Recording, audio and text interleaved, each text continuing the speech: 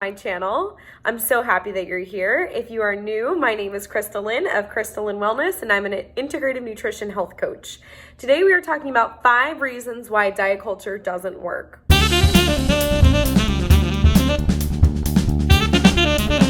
So we've all seen it, we've probably all tried it, and we've probably all experienced some form of frustration with it. So diet culture, right? It hits us at every turn. It's in the media. 30-day quick fixes, right? We're seeing it all the time. And every time we try it, maybe you see some results, but then maybe you fall off the wagon, right? And it gets thrown back on you.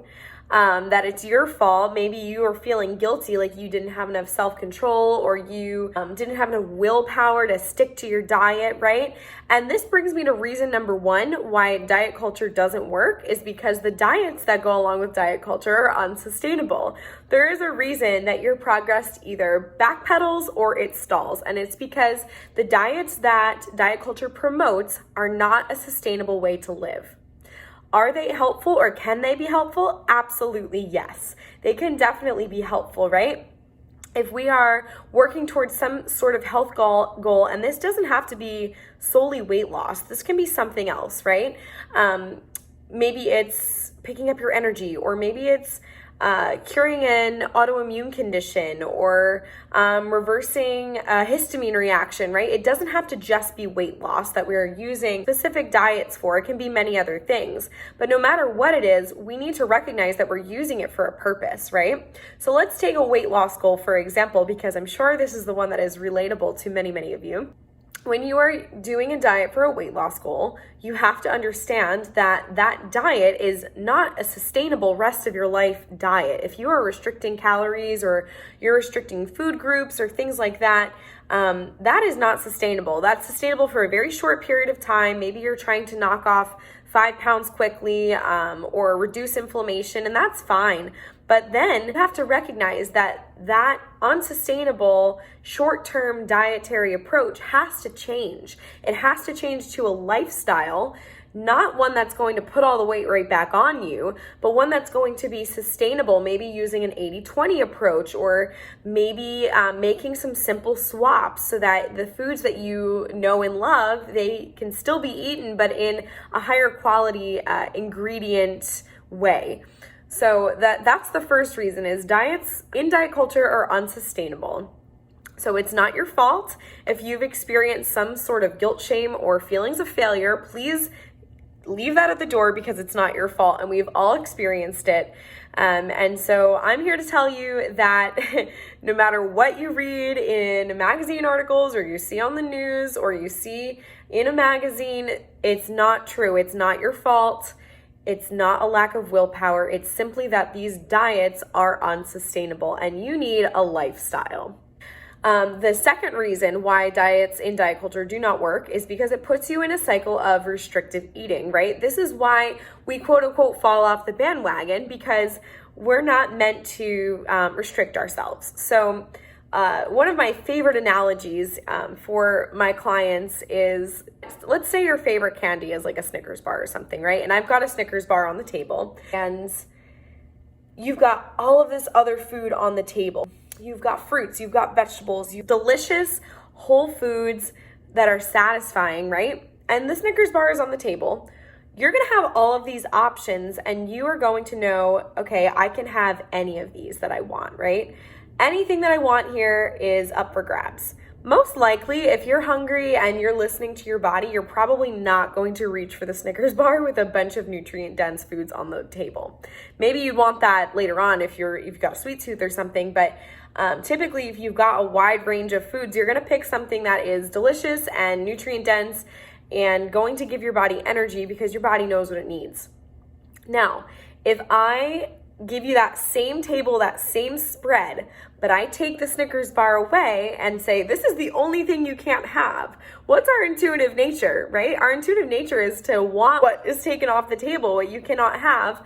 And that's not your fault. That's just sort of how we're programmed. So the same kind of goes true for any type of diet culture where, it's kind of a slap on the wrist. No, you can't have that. Of course you're going to want to have that. And of course, after your maybe it's a 30-day diet. Of course, after that 30 days is up, you're going to want to go back and have whatever it was that you've been banned from for 30 days. Of course, you're going to want to binge out on those things. And so it kind of promotes this restriction and bingey type mindset.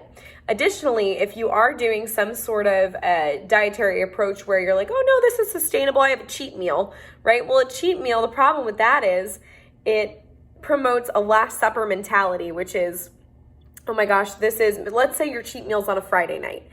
Okay, well, this is my cheat meal. This is the only time I'm going to get to eat whatever I want. So no matter how you're feeling, maybe your body genuinely wants like a soup or a salad, but you're like, oh my gosh, this is my only day to have a cheat meal. I better have a burger and fries. And then you're going to overeat, and maybe you're going to indulge on a carton of ice cream because you are only allowed to have this ice cream on Saturdays. You're actually ignoring your intuitive hunger signals, which is point number 4. So your intuitive hunger signals, when you are really in tune with your body and you're not playing any games with yourself as far as restriction and, diet culture things, your intuitive hunger signals will tell you when and what you should eat, when you've had enough, and when you need more food. Now, I know that there is a complexity to this because, of course, we have plenty of synthetics in our food now, and we have plenty of actually very addictive properties to a lot of the conventional food that we eat. And so it's a little bit hard to listen to your intuitive hunger signals and to be leveled out unless you're like solely on a whole foods diet approach, right? Unless you've got no interference of addictive food properties. Some of these include cheese, some of them are sugar, right? So things that are in our foods, gluten. There are plenty of things that are addictive and they really do mess with the gut-brain connection. So you're kind of inhibiting your ability to crave what you need and stop when you're full.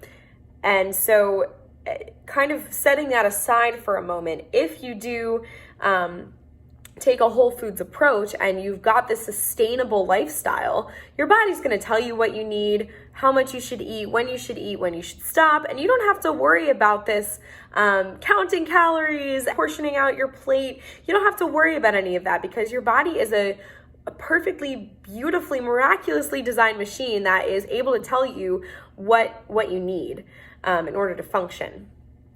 So this brings me to my last point about why diet culture doesn't work. And you're following some kind of a regimen like that, it doesn't allow for the many different purposes of food. When we think back to all the different historical ways that food is incorporated, right? Food is celebratory. Food can be used for religious ceremony.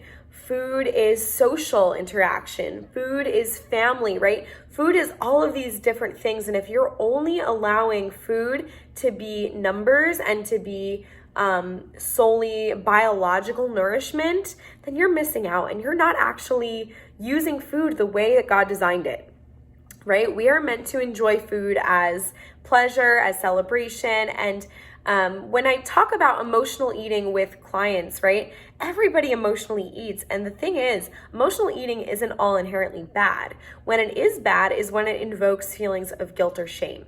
So if you're celebrating something, some major big life event, right, and you decide, okay, we're going to have some awesome brownies made tonight, or we're going to go out for a really nice steak dinner and go for dessert after, you typically don't feel shameful after you do that because you feel that you have a justified reason to do those things, right? Because you're using food as celebration. Or maybe you're going out with your friend and you haven't seen this person in a while and you're enjoying a really nice sit-down lunch together. You feel that food is serving a purpose because it is. It's social interaction. So when we don't allow the food to serve many different purposes, including the emotional aspects that lift us up instead of tearing us down, that's okay. That's okay. And that's really normal and that's very healthy. So we have to recognize the many different purposes of food. It's not simply a biological need, it is an emotional and a spiritual and a mental need. And that is okay. We have to embrace that. We have to create balance. So how can we do this? So there's many different ways. Everybody's bio-individual, and this is the beauty of finding what works for you. There is no one size fits all, and that is the beautiful thing about working with a health coach, is a health coach can help you along your journey to find a lifestyle that works for you.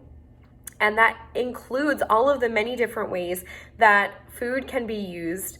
You can ditch diet culture, break up with it for good, and fall in love with healthy, sustainable, whole foods living, that you never have to worry about going on a diet again, because that's not how we were built.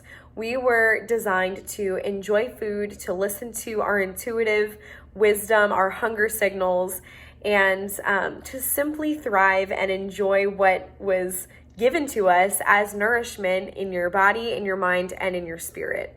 So I hope that you've enjoyed this video, and I hope that you're inspired to ditch diet culture, to use it for what it's supposed to be used for, those short-term goals, and to modify and step out of that diet culture once and for all and find a sustainable lifestyle that works for you. I hope that you have a wonderful rest of your week. Please comment below, leave me any questions, follow me on social media at Crystal Lynn Wellness, and be sure to check out my website and join my newsletter, crystallynnwellness.com. I love you guys. Thank you for watching. Mwah.